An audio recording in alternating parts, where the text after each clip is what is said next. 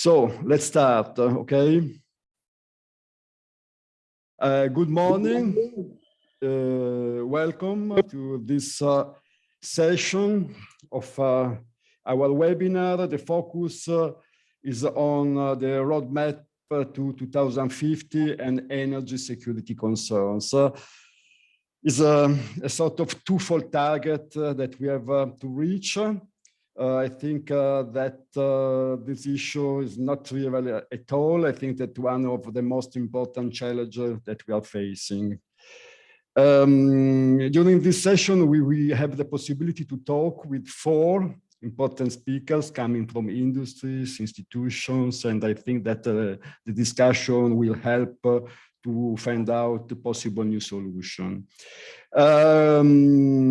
We have only 1 hour, so I do suggest to use per speaker no more than 10-12 minutes for having the possibility at the end to discuss more or less 10 minutes for receiving questions and discussing the presentation themselves. So thank you for not using too much time. I would start. I would ask Silvia Pariente-David to be the first speaker. Silvia is a consultant on energy and climate change and senior advisor of Center for Mediterranean Integration, World Bank, based in France. I think that Silvia is one of the most important scholars in this discipline, not only in Europe. So it's really an honor to be a chair of a speaker like Silvia. So I would like to ask Silvia to start with your presentation, and please no more than 10-12 minutes. Silvia, the floor is yours. Thank you very much for your kind words and nice introduction. Let me see if I can work on the screen sharing without any problem here. Hopefully everybody can see. Yes, it's perfect, Silvia. Yeah, I wanted the front slide first. It's okay. The front page, nobody needs it. You already heard what we're talking about. And basically, it's interesting to talk about energy security nowadays because we are in the middle of the worst energy crisis. Some people say that we have ever seen. I lived, because I'm old enough, through the oil embargoes of the 70s. And those were serious crises as well. I was in the United States and we talked about rationing. I think we're talking a bit about rationing of electricity now. But those are very special times that you don't see, that you see maybe once in a lifetime. So energy security is becoming a hot topic again.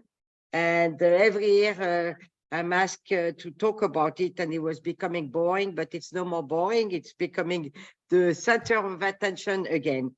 And this crisis, like many crises, present opportunities. In particular, an opportunity to reconcile the seemingly opposite objectives of the energy trilemma. I think everybody is familiar with this concept that was developed by the World Energy Council. And this is particularly true in Europe, which is hit hardest by the Russia-Ukraine conflict, and which will be at the center of my talk today as being the major issue as regards energy security nowadays. However, I'll say a few words on the Mediterranean as well. As Alberto mentioned, this is one of my favorite subjects, and it's very close to my heart, but also because the current energy crisis can create opportunities in the region, especially in the southern and eastern Mediterranean countries, opportunities that shouldn't let go by. So as Fatih Birol said during his press conference with President Ursula von der Leyen, I think it was 2 days ago, for the first time, energy security concerns are the main driver behind renewables explosion instead of climate. Before was climate driving it. And that means that we may have convergence between the 3 trilemma objectives rather than divergence. That's why I put arrows into the center. And before, we used to say that we have to make trade-off and compromises because we could not reach all 3 together. Why? Because renewables can do everything. they provide a solution. You get security with renewable because for the majority, they produce locally, although this is changing. They, of course, contribute to supply diversification. We know they are good for climate because they don't produce any CO2 emission.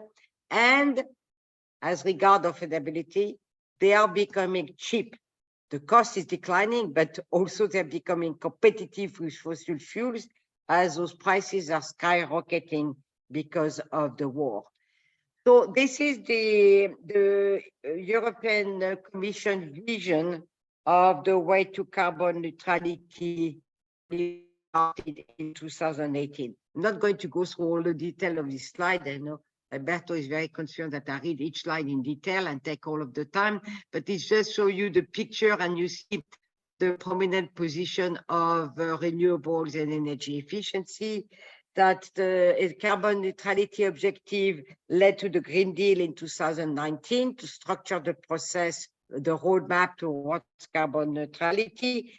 That objective was turned into law in 2020. And then we had the Fit for 55 package that was to be the implementing arm of the Green Deal, and they reached the road to carbon neutrality. But everything was thrown into disarray when first there was COVID and then the Ukraine-Russia conflict. And we thought we had to give up on these objectives.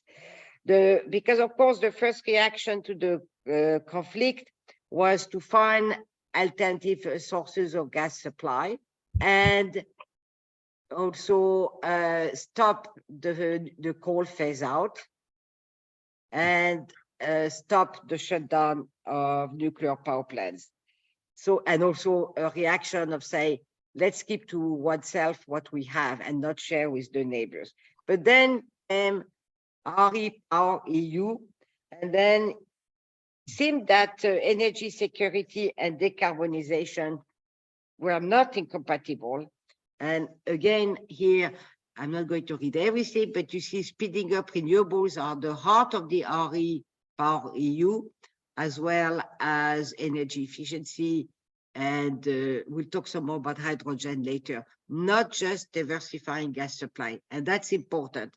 Maybe for the sake of at the end for questions, so we'll skip that slide that comes from the European Commission and shows some of the short-term measures. But let me spend a bit of time on the next one because I think it's very interesting. This is analysis done by the European Climate Foundation that shows not 10 but 15 measures here to address the Ukraine-Russia war, and it also shows their impact on the gas offset, but also on the climate.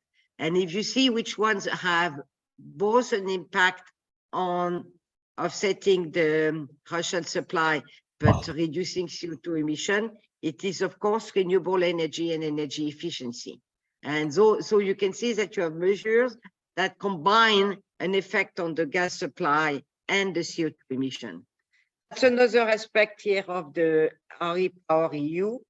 As I said earlier, renewables pushing up, but also green hydrogen. But you don't have green hydrogen without renewables, and it's very important to time them properly, otherwise you end up with more CO2 emission, because along the process you lose in efficiency. I'm going to explain a lot of detail on that. What is another very, very important aspect of the REPower Europe is the international dimension, which is becoming more and more central to the EU policy. We've seen in the last few years a Mediterranean strategy, cooperation with this and that countries. Of course, to be better at negotiating gas supply, having a common gas platform, also finding you want to be friends with the new potential gas supplier, Qatar, United States, try to get more from Algeria.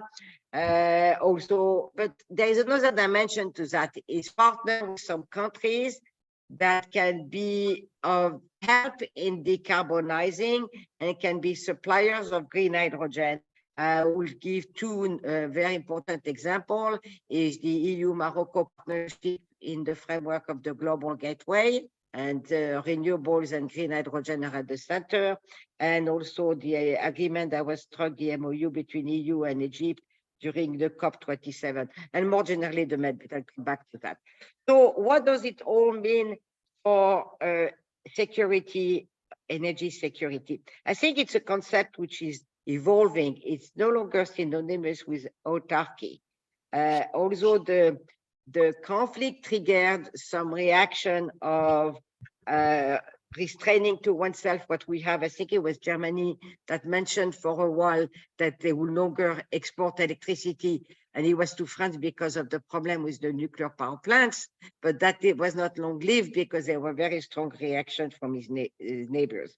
What it says is that security can be obtained by diversification, cooperation, and market integration, and encompasses many, many aspects.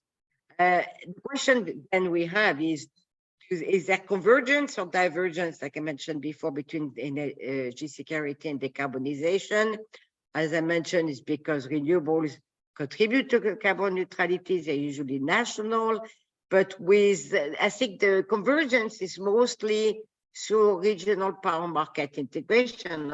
We have global EU markets, but it goes beyond, because regional energy market integration or increases security or not, depends what you define it, but increases reliability clearly.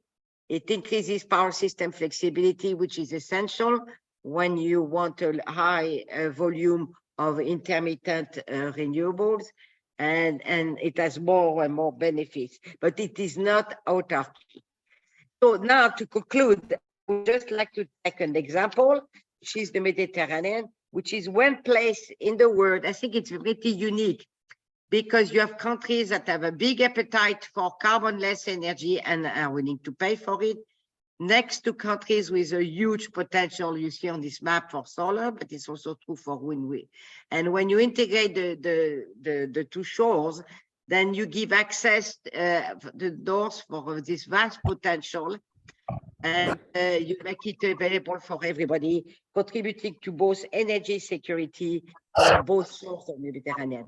And just to conclude, it all seems good. I'm not going to go through these slides in detail, but what do you need to make it happen? You need infrastructure, of course.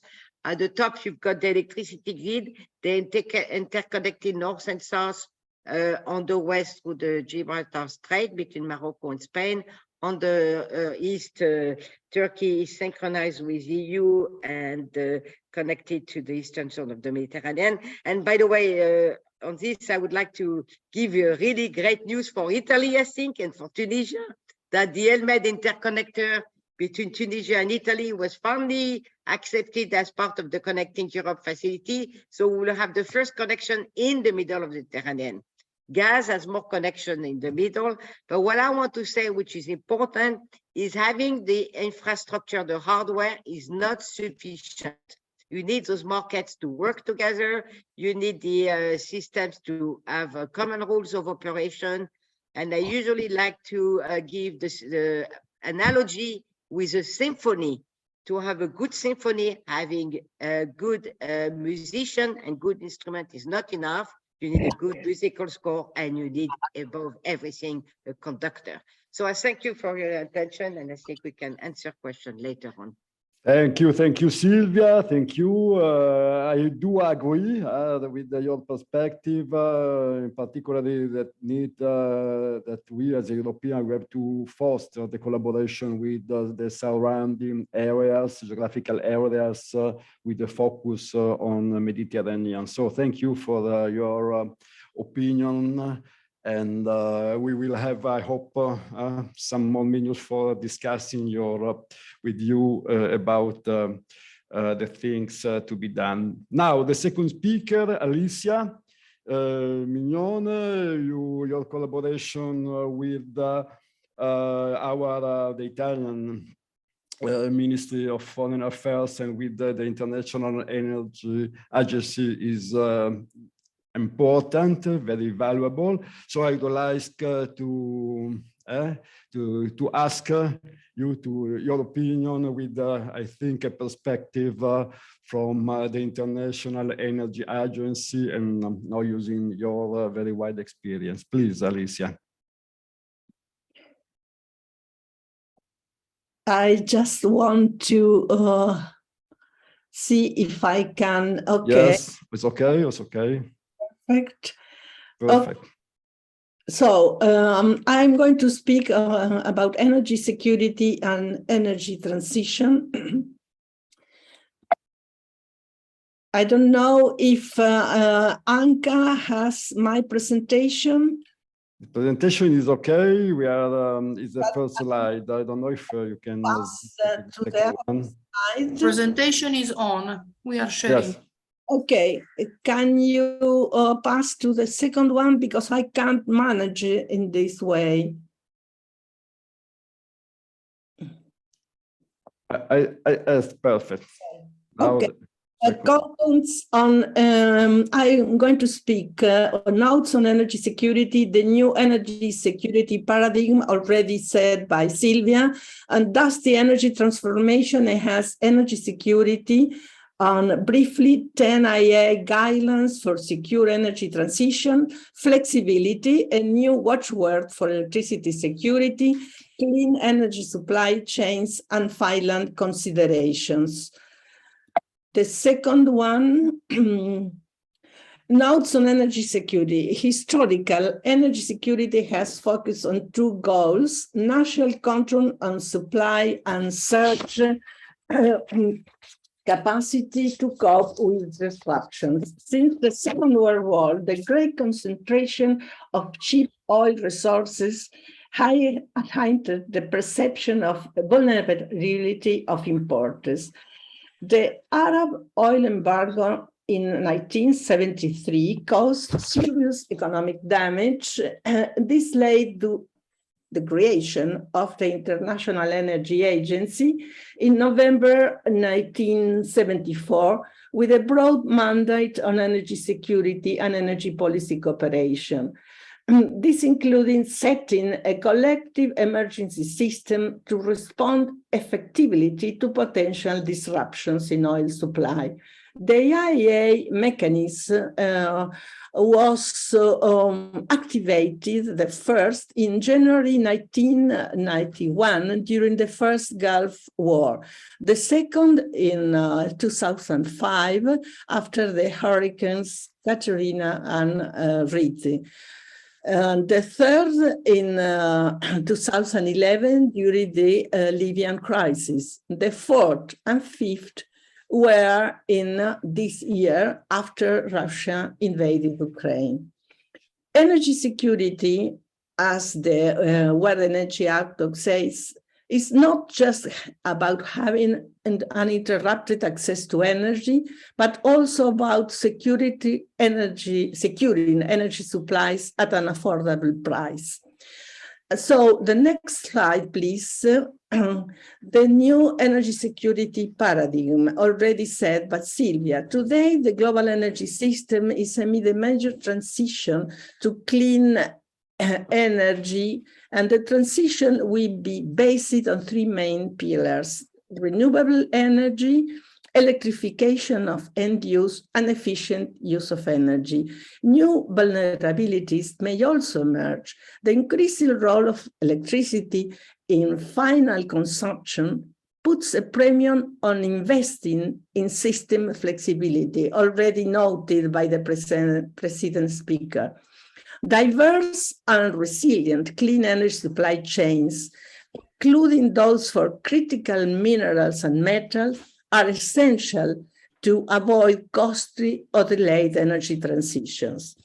Since the climate is already changing, both existing and new infrastructure will need to factor in climate resiliency.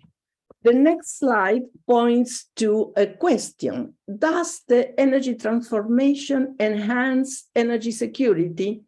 But fossil fuels are still at the heart of the current global energy crisis. Oil, gas, and coal still account for 80% of the global energy mix. Energy importing countries would be trading reliance on imported fossil fuels for reliance on the imported equipment and or minerals needed for renewables. The race to net zero will focus on attention on securing clean energy technology supply chains, and disrupting supply chains will bring new challenges to the energy system. Critical raw materials are at the center of the decarbonization efforts as we move from a fossil fuel intensive to a material intensive energy system. I'm going to show now the IEA 10 guidelines for security energy transition. So I'm sorry, I can't manage my slides. These 10 guidelines for security energy transitions, I have no time to go through all of them. I'm just explain about number 7, invest in flexibility, and number 8, ensure diverse and resilient clean energy supply chains. But let me say, before going to the slide on flexibility and clean energy supply chains, number 3, give poor communities a lift in the new energy economy. There are millions of people that risk losing the most fundamental form of energy security by becoming unable to afford basic energy services. And this is a very important point. I cannot go in detail into that. The next slide shows this issue of the investing flexibility, a new watchword for electricity security. And here I need to explain what are the steps and APS scenarios. The steps is the scenario is called stated policy scenario, shows the trajectory implied by today's policy setting. APS is the announced pledges scenario, assumes that all targets announced are met in time and in full. Here, you can see the important role of batteries. Here in the steps, batteries are very important for the flexibility in a system where dominated by renewable power generation. Global battery storage capacity increases nearly 50-fold in the steps, rising to more than about 1,000 gigawatts by 2050. In the APS, you can see that almost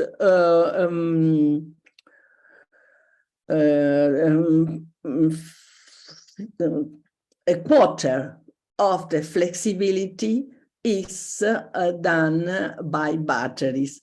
And let me add here the role of nuclear, because we have seen in a preceding presentation by a delegate from the United States, the important role that nuclear can play in the flexibility system, because it provides the base load generation, and this is very important. Another important element is the role of hydro, because other storage technologies play also important roles.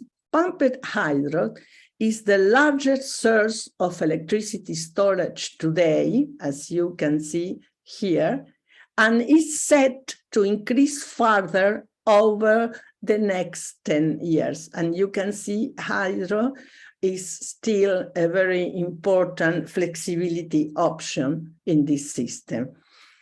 So the next slide is regarding diverse and resilient clean energy supply chains.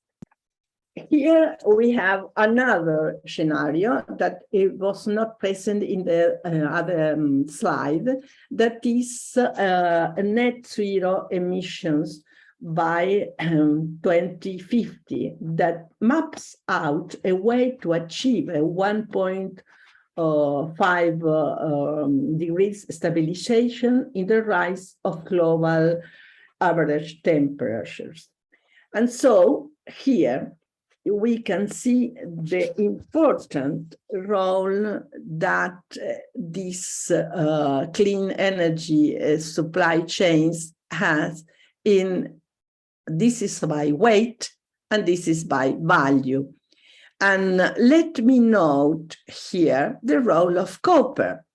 Copper is not classified as a critical raw material, but is essential for the electrification of the industry, electrification of the energy system that is foreseen in all these scenarios.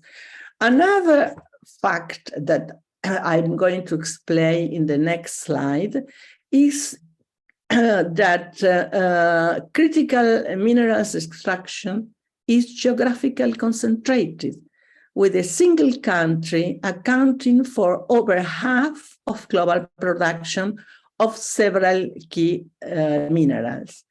Notable, graphite here is 79% coming from China, cobalt here, Democratic Republic of Congo, 70%, rare earth elements, China 60%, and lithium, here, lithium.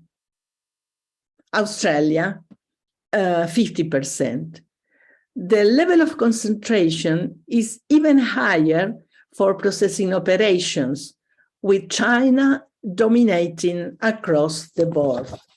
In the next slide, I'm going to show the clean energy supply chains that are highly concentrated, and this slide is a demonstration. So here we have the electric vehicles batteries. The red here represents the role of China. And you can see in mining, material processing, and manufacture and assembly, the impressive role that China has in all these steps. Going to the PV modules, the lower part of this slide, it's the same.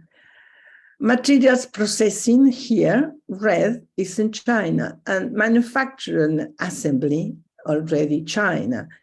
And this is the consequence of more than a decade of policies in China, I'm referring, aimed at supporting the development of integrated supply chains as a strategic industrial sector. And so I think I was very, very brief in my presentation, taking in account the suggestion of our chair, Alberto, and I'm going to my final consideration. The concept of energy security has evolved. Before was mainly related to oil disruptions, afterwards on gas, and now has a broader sense. A new energy security paradigm is needed to maintain reliability and affordability while moving from a fossil fuel intensive to a material intensive energy system.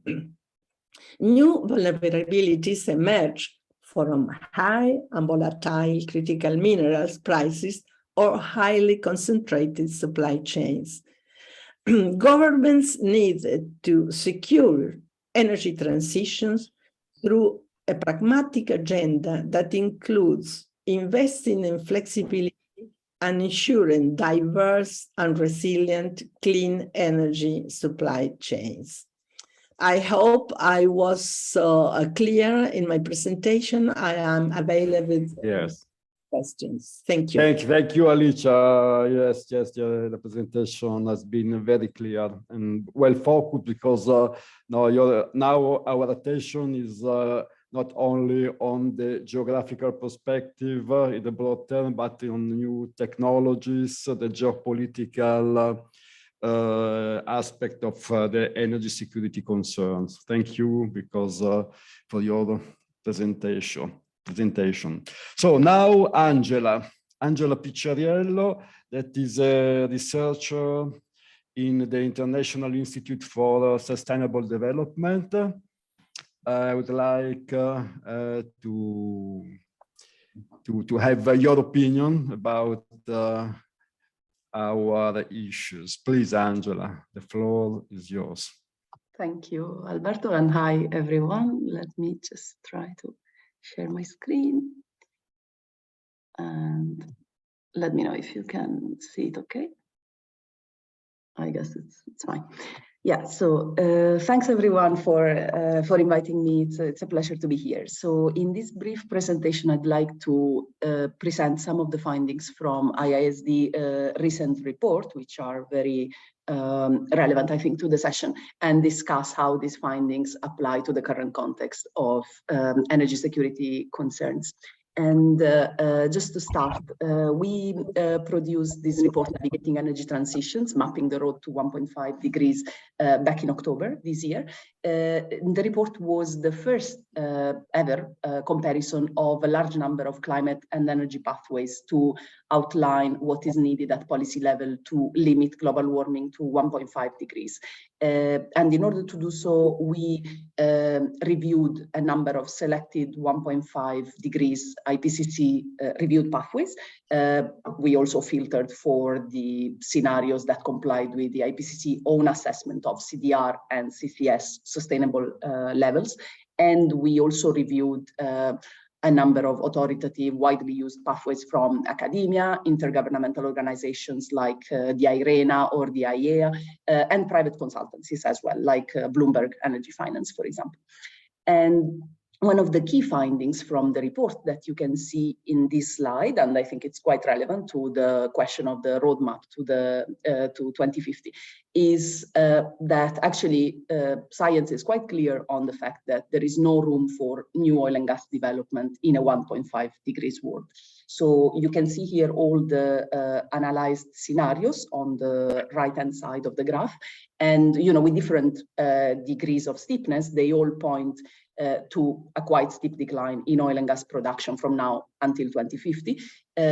What the graph shows also is that the gray area at the bottom is the carbon emissions embedded in currently producing or under development fields. So they already take up the whole carbon budget that is allocated to the oil and gas sector. And this basically means that, as you can see in the light orange area at the top, any new fields or exploration would basically either make us go beyond the 1.5 target, or would have to be dismissed before the end of their life cycle, which is clearly not economic and unoptimal. So, of course, in order to phase out oil and gas and do it quickly, we need to phase in a number of alternative technologies. We mostly looked at wind and solar deployment. And you can see here I only have the graph with the IEA net zero emission scenarios, the one that Alicia was mentioning as well, and the IPCC median of the scenarios that we consider. And you can see basically that both for wind and solar, there is a huge gap in deployment needs, higher for wind, which is 2.5 times more or less than what current policies project we will have by 2030, 50% gap for solar. And just to say that all the other scenarios that we analyzed that I had on the other slide actually point out to much higher deployment needs for both wind and solar, up to 3 times higher than this. So this is the most conservative estimate that we've got. The good news is that we often talk about financing the transition and the fact that there is no money to do that. Our report tries to maintain that actually there is money, is just going to the wrong place. If we look at what we call the investment gap for solar and wind deployment, we can see here basically that this is even less than what is currently projected to be invested in oil and gas development that is incompatible with the 1.5 degrees goal from now until 2030. So we're basically trying to say the money is there, is going to the wrong place, needs to be moved and to be moved quickly. Now, coming to the question of the security concerns, of course, these findings are general findings. And when we try to apply them in the current situation, there are a number of questions that come up. And one relates specifically to the dramatic increase in gas prices that we've seen, especially in Europe over the past few months. This is shown quite clearly here. I think there have been a number of consequences from the war in Ukraine and the energy crisis situation. I'd like to focus on a couple of them. And one is what's happening with gas in Europe. The other one is what's happening with renewables, actually, because they are the two sides of the story. So what we are calling the Dash for Gas, the EU Dash for Gas, is the attempt by the EU as a whole and by a number of member states individually to strike new gas and LNG deals with different countries, many of them actually located in the global south, as Silvia said, in the Mediterranean mostly.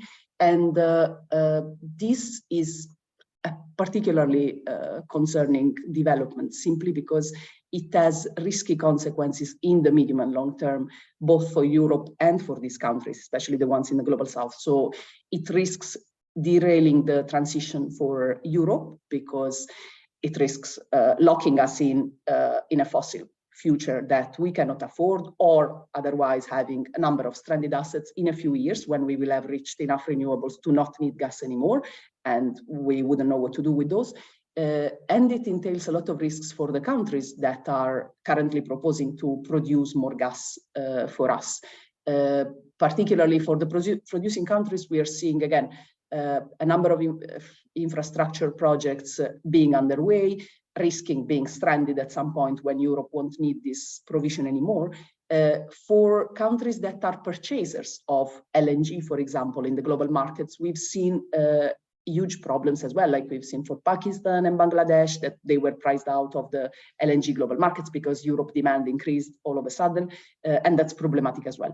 There have been alternatives to the new gas in Europe that have been discussed over the past months with more or less success.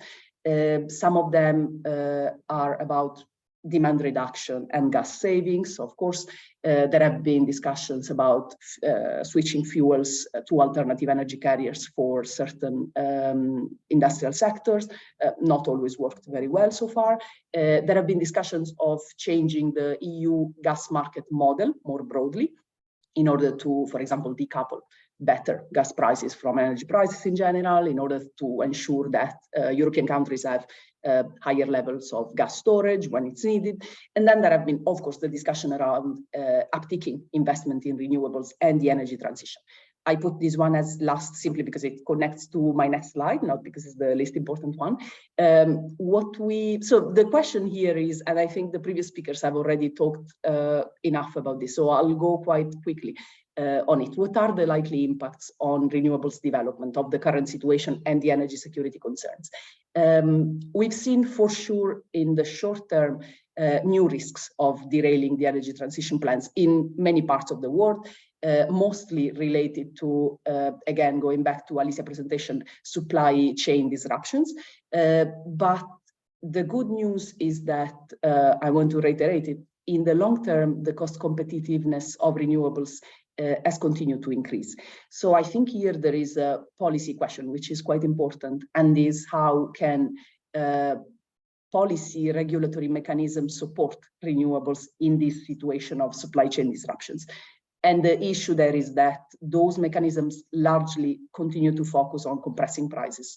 So we might want to reconsider these mechanisms, consider new competitive procurement models for renewables, and I would argue also attempts to localize more the supply chains for the renewables industry, which would be particularly good, would make the industry particularly resilient to situations like the one we are living in now.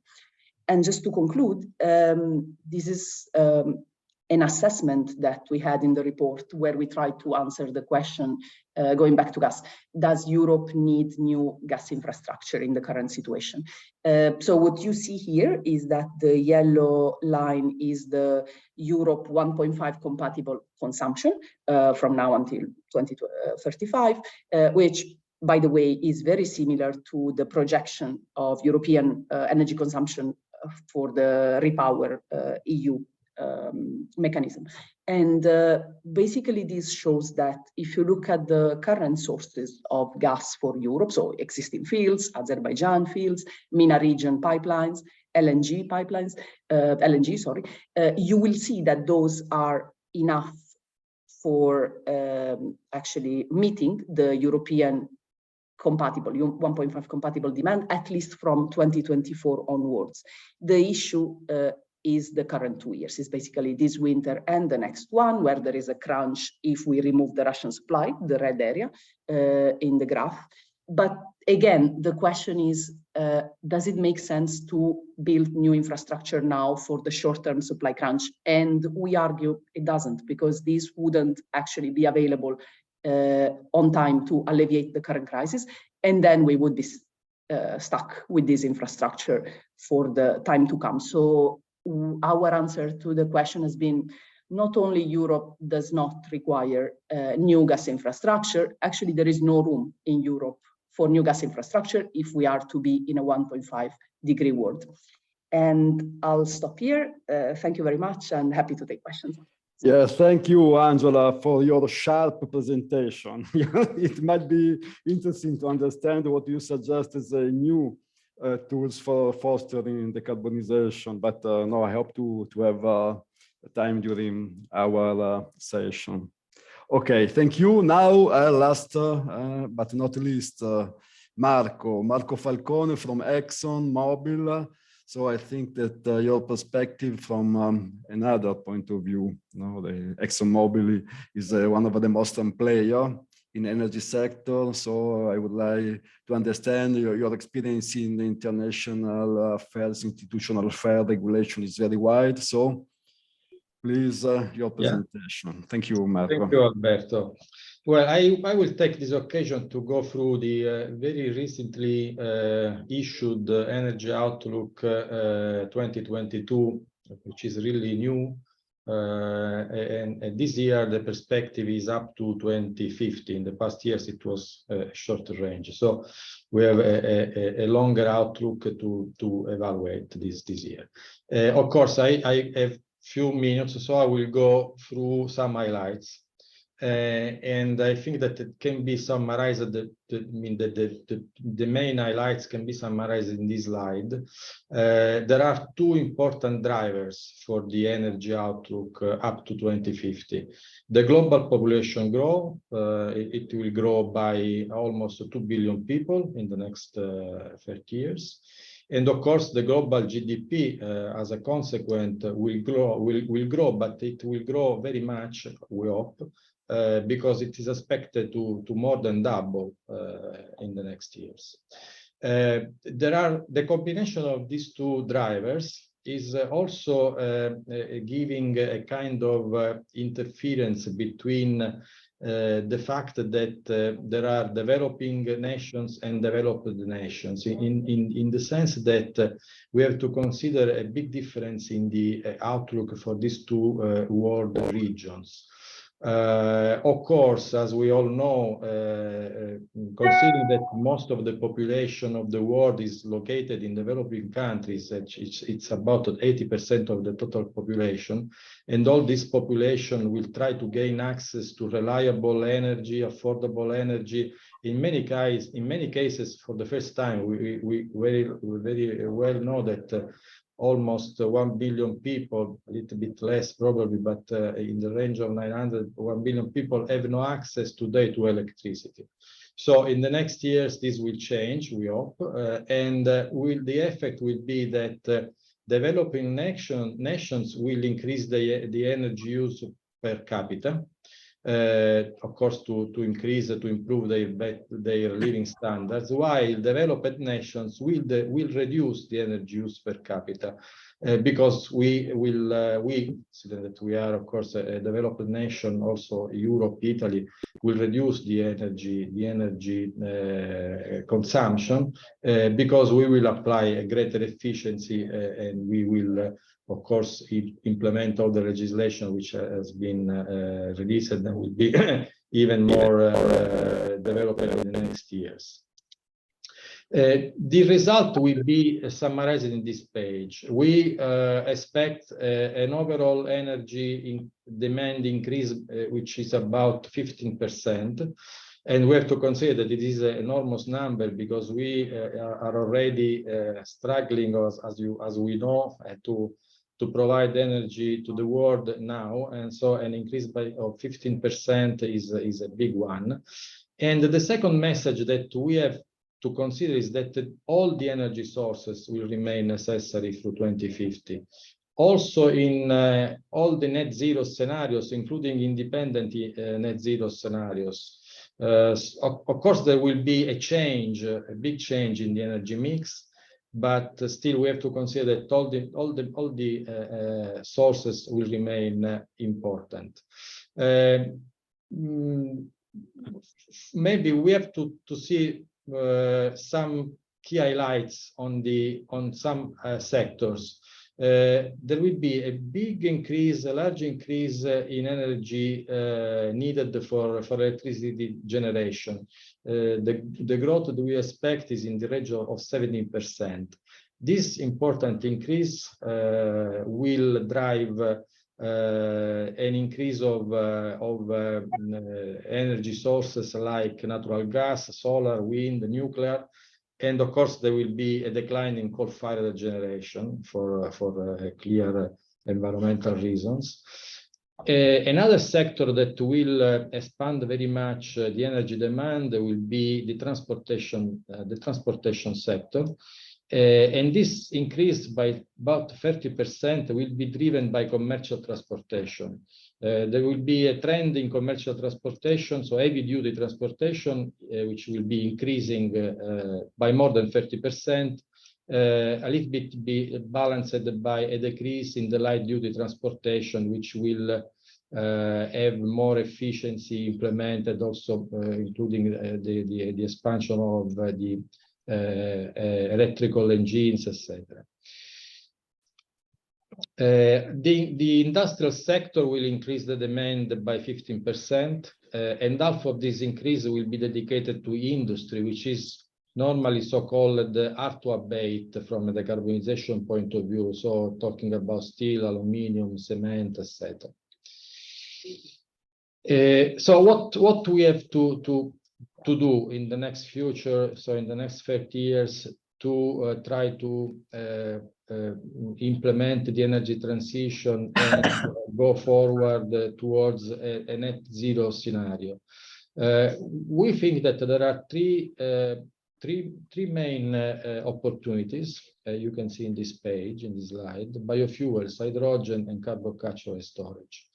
Biofuels will increase in our outlook by 4 times, so we will go from 2.5 million barrels per day, which is currently the current production, to about 10 million barrels per day.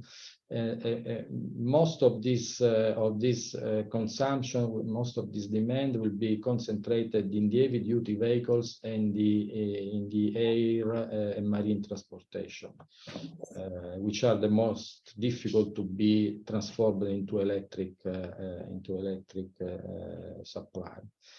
The hydrogen will be a key energy carrier, and will be dedicated very much to industrial and especially for the to decarbonize industries. And the carbon capture and storage is the other technology which will be very important for continuing to improve the decrease in emissions of CO2. It is expected that the CO2, the carbon capture and storage will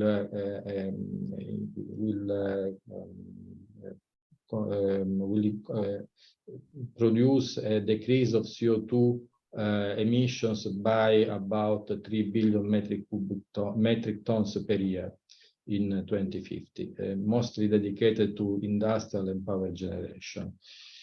We, as a company, are planning to invest about 15 billion through the next 5 years on initiatives in these 3 fields. So going to the next slide, and so trying to arrive to some conclusions. The outlook, our outlook, and also other outlooks suggest that the global energy-related emissions will peak at the end of this decade, and then will start to decline.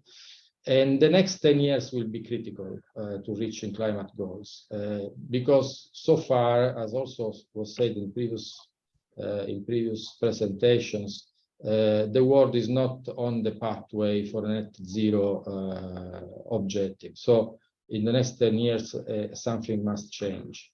And for doing that, all the stakeholders should work together. So government, companies, to try to arrive to achieve the goals that we are setting in front of us for reaching a net zero scenario. In all these efforts, the technology will play a very important role. Technology, it means research, innovation, and of course we are taking all the possible efforts in this field to try to put on large scale the available technology, and maybe also to arrive to some breakthrough technology in the next years. So I would say these are the highlights. Any question would be welcome, of course. I give the floor to Alberto back.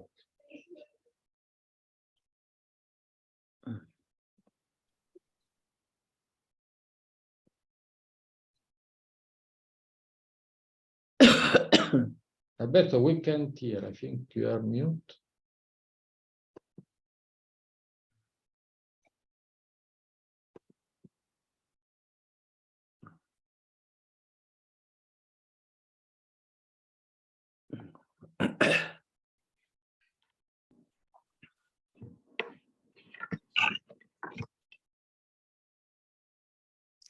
Now you can hear me or not? Yes, now we can, yes. Yes. I don't know, I apologize, but perhaps we need other technologies, not only this. And, okay, thank you. And I don't know if there is any question. Otherwise, I would like to use our, how many minutes? 8 minutes, 6 minutes for a snapshot. What your expectation, your aim, your request, what might be the most important things to be done, for example, at European level by the Commission? So what do you need that using all now the tools that we have discussed up to now? What will be the most important things to be done in the next few months? Alicia. I think the Commission should strengthen the issue of materials. I am a materials specialist. I am a chemist by formation. I have always worked on that field, materials for the energy industry, fission, and afterwards fusion. But now here we have the problem of clean energy technologies are mostly based on critical raw materials, and the Commission needs to do more work. Okay, now I think that Alicia, trying to improve the capability of Europe that is recycling. Yes, I don't hear you. Okay. Thank you, Alicia. Perhaps some problem with your connection too, Silvia. I think really everything has been said.